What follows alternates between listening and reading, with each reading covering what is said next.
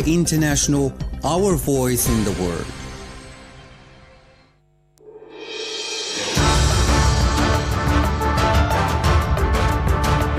This is the English service of Radio Algeria International. It's time for the news. In today's top stories, the Arab Committee for Solidarity with the Sahrawi people has denounced the attempted assault by a Moroccan diplomat on the Sahrawi delegation attending the preparatory meetings for the ministerial meeting of the Tokyo International Conference on African Development. More Palestinians have been killed in new bombardments carried out by the Israeli occupation army against several regions of Gaza. UN Secretary-General Antonio Guterres has strongly condemned the attacks in Pakistan's Balochistan province, in which at least 73 people, including security personnel, were killed and scores of others injured in a series of attacks in Pakistan's southwest Balochistan province. Hello and welcome on Radio Algeria International. I'm Jamal Osmani.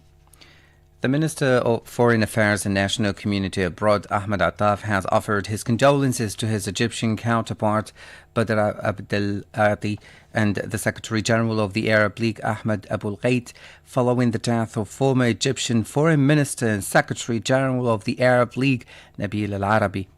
In a message of condolences, Mr. Attaf expressed sympathy to the family of the deceased and to the Egyptian diplomacy and members of the General Secretariat of the Arab League. The Algerian diplomacy chief also praised the career of the deceased, who is considered a making figure of the Egyptian diplomacy and one of the pillars of the joint Arab action. He said his dedication and sincerity in defending the issues and priorities of the Arab region will be recorded in history as it passes through one of its most difficult historical stages. The Speaker of the Council of the Nation, Salah Goujil, has offered his condolences to the President of the Palestinian National Council, Farouhi Fatouh, following the death of the member of the Central Committee in the Fatah movement and the Executive Committee of the Palestine Liberation Organization, PLO, Farouk al-Qadoumi. In his message of condolences, Mr. Goujil said late Rafiq Asad al-Qadoumi, or Abu al-Lutf, dedicated his life to serve in Palestine, its just cause and the right of its people to self-determination and independence. He said late al-Qadoumi was one of the builders of the National Liberation Movement of Palestine in the late 1950s, stressing that the deceased left his print on the path of the just Palestinian cause. He thus offered condolences on behalf of the members of the Algerian National Council and on his own behalf to the family of the deceased. The candidates running for the September 7th presidential election and their representatives are pursuing their field trips to several provinces, shedding light on the solutions included in their programs to meet the concerns of the people. Asabika tells us more. The candidate of the Socialist Forces Front, FFS, Youssef Aouchiche, pledged from the province of Ouargla to set up a balanced economic system that gives national skills the chance to invest. He affirmed that Algeria has the potential and skills to achieve a leap in development, stressing the need for the hydrocarbon sector to support development and national economy. On the social level, the FFS candidate pledged to fight unemployment, especially among young people, taking into account the specificities and potential of each region. He also promised to review salaries and increase allowances for vulnerable categories.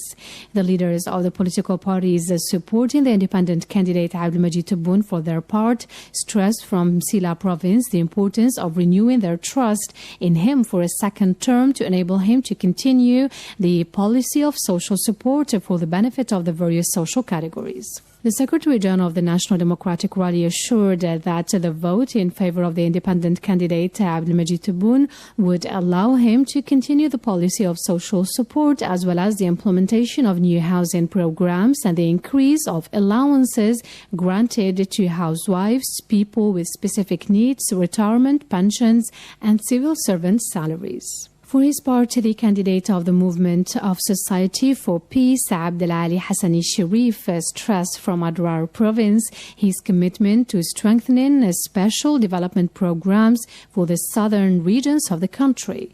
The MSP candidate explained that he will promote development programs specifically for these regions through an economic and social approach based on the construction of large infrastructure and projects to encourage investment in various sectors, notably in agriculture and industry. The president of the MSP recalled on the same occasion that his so-called Opportunity Program aims to restore administrative divisions in order to establish the foundations of development.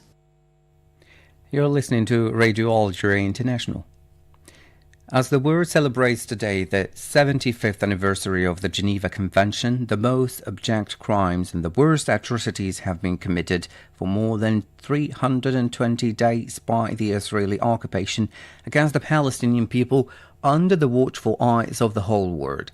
Since October 2023, humanity has been experiencing one of the worst sequences in its post-World War II history, which is the Israeli aggression against the Palestinian people.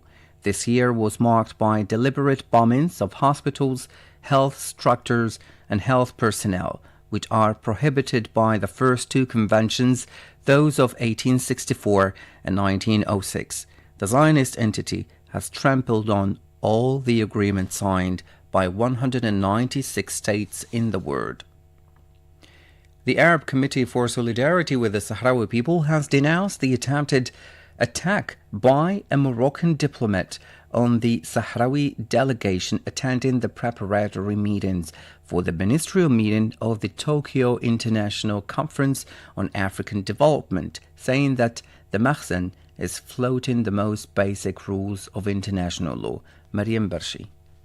The Arab Committee said it had followed with deep indignation the violation, but what it termed as the thugs of the Moroccan Mahsen regime, of the rules of international law, diplomatic practices and the sovereignty of states through an attempted assault on the representative of the Sahrawi Arab Democratic Republic, Lamin Abali, during the meeting of experts preparing the TICAD meeting in Tokyo, Japan. According to the Arab Committee, the aggression by the Mahsen reveals the true face of the regime, which does not respect the most elementary rules, rights and laws, and which consequently has no place in the international community. The Arab Committee called on the African Union to expel the regime from the Continental Union by withdrawing Morocco's membership of the African Union, as it will only bring harm to the Union and to the international community with its pernicious ideas, and will tarnish the image of the Union. The Arab Committee also called on the Japanese government to investigate the aggression and to apply the appropriate sanction against the regime. Meanwhile, the Spanish newspaper El Independiente pointed out that the Mahsen regime has itself recognized the existence of the Sahrawi Arab Democratic Republic on several occasions. In an article entitled "When Morocco Recognized the Sahrawi Republic," the Spanish media reported that the TICAD final communique affirms the rights of all African Union AU member states, including the Sahrawi Arab Democratic Republic, to attend the meetings. The author of the article, Francisco Carrion, recalled the Mohammed VI regime has publicly recognized the Sahrawi Arab Democratic Republic in January 2017 as a prerequisite for its return to the AU after leaving the Pan-African Organization in 1984. The newspaper added that for its return, the Kingdom of Morocco had to sign the Constitutive Act of the African Union, and in doing so, it recognized all its member states, including the Sahrawi Arab Democratic Republic. Now, more Palestinians have been killed in new bombardments carried out by the Israeli army against several regions of Gaza. The news agency Wafa stressed that over 40 people were killed and more than 100 others wounded for the past 24 hours in the Israeli bombardments that hit the central area of Deir al-Balah and Khan Yunis in the southern part of the enclave.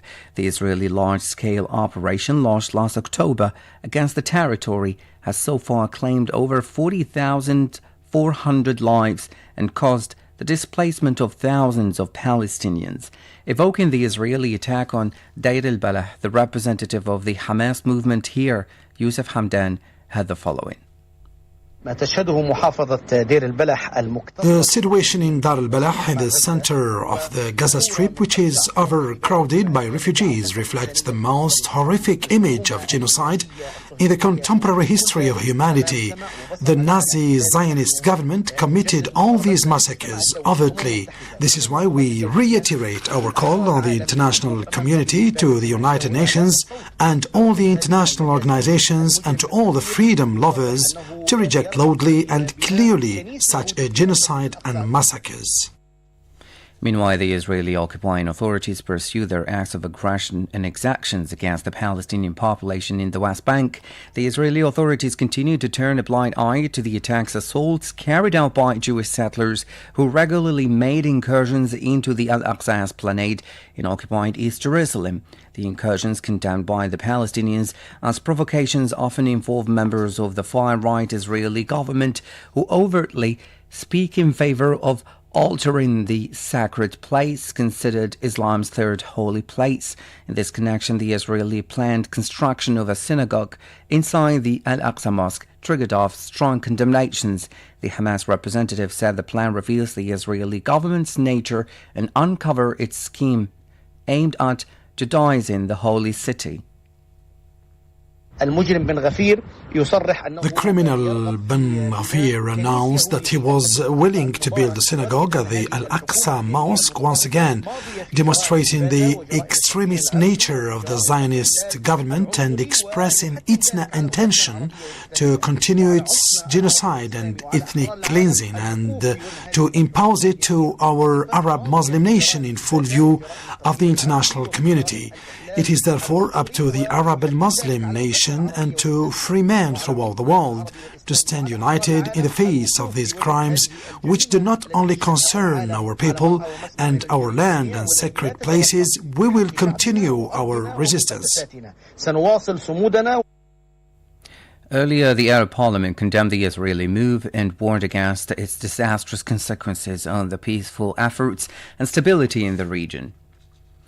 Two officials of the United Nations Relief and Works Agency for Palestine refugees in the Near East, UNRWA, have reiterated that the situation in Gaza Strip is catastrophic and that the population is confined to very small, with one or with more evacuation orders being issued for areas across Gaza over the past 2 weeks. The details with Mariam Barshi. The spokeswoman for the United Nations Relief and Works for Palestine Refugees, UNRWA, Louise Wateridge, has described the situation in the Gaza Strip as a real disaster. During a daily press conference in New York, Mrs. Wateridge said that the forced displacement have worsened the humanitarian situation in the Gaza Strip. We are in the middle area of the Gaza Strip, and to describe the situation here, it's just catastrophic.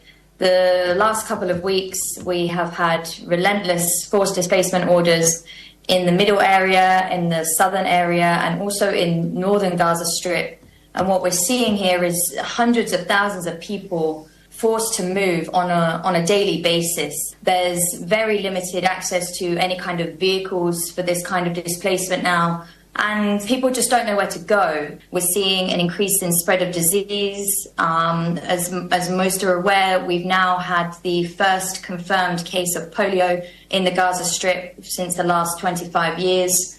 And this really just speaks to how dire the conditions here are. For his part, UNRWA's Senior Deputy Field Director Sam Rose said that the current disastrous humanitarian environment in Gaza has caused the re-emergence of polio. This is the environment we're in. Lack of access to aid, lack of access to services, to water, to healthcare. And it's precisely in these circumstances that polio has recently re-emerged in Gaza with a small number of cases that could spread very rapidly. It's really that perfect storm of conditions that have created the environment in which polio can occur. Malnourished children, a decimated health sector, people living amid garbage, living amid lakes of sewage. They're stressed, they're anxious, immune systems are suppressed. Sam Rose has called for a humanitarian pause in order to make of the polio vaccination campaign a success. That we as an international community have been warning about for so long are now coming to pass. We're working collectively. All our efforts are now geared on making the polio campaign, which will start this Saturday, into a success. It involves mass human resources. Over 3,000 people in total will be working on the campaign, over 1,000 of them drawn from UNRWA, which is essentially the largest primary healthcare provider left in the Gaza Strip. The vaccines have come in. We're calling for calm. We're calling for humanitarian pauses that will allow the vaccination programs to pass and be implemented successfully. Now more than 1.2 million oral polio vaccines have arrived in the Gaza Strip, with millions more expected in the coming days. The aim is to vaccinate about 640,000 children under the age of 10 with 2 doses each. The spokesman for the United Nations Secretary-General, Stéphane Dujarric, has said that the probability of vaccinating 50,000 children born after the 7th of October 2023 is very low. Now, UN Secretary-General Antonio Guterres has strongly condemned the attacks in Pakistan's Balochistan province. The Secretary-General stressed that the attacks against civilians are unacceptable, calling on the Pakistani government to conduct an investigation and ensure that those responsible are held accountable. Meanwhile, China strongly condemned the terrorist attacks in Pakistan's Balochistan province, stressing that it will continue to back Islamabad's counter-terrorism operations. At least 73 people, including security personnel, were killed and scores of others injured in a series of attacks in Pakistan's southwest Balochistan province yesterday, Monday. This is Radio Aljazeera International.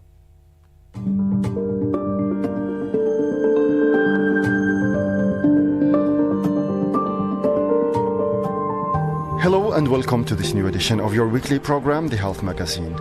Vitamin C is a vital nutrient for health. It helps form and maintain